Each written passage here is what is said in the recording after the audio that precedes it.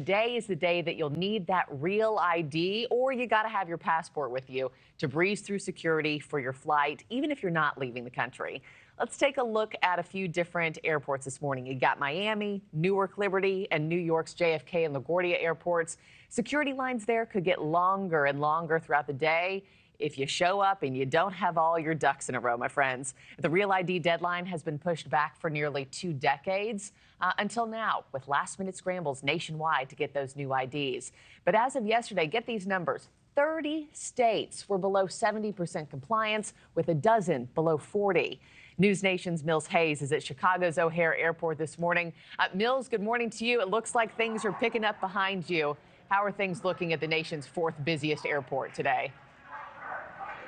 Hi, good morning to you, Markie. Things are definitely getting busier here, especially as the sun is coming up. And we're standing right in front of a security line right here, and these TSA agents and also American airline workers are asking these passengers if they have a real ID or if they have a passport. And if they don't have one of those, then they're being given one of these little flyers about information on how to get the real ID, and they're being sent down there to actually get a little bit more security screening because they don't have that identification. But like you said, this has been years in the making. This has been pushed back for nearly 20 years. And a lot of people that we spoke with today said that they just weren't paying attention. They also thought that perhaps that it may have been pushed back again.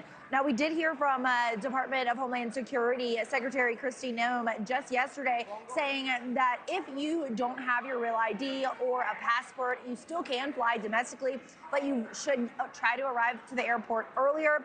And we've seen massive lines at DMVs at offices across the country as people have rushed to get a real ID before today's deadline, from Philadelphia to Chicago. Some people waiting in line for nearly 3 hours. The Real ID is a federally compliant state-issued license or ID card that the Homeland Security says is more secure.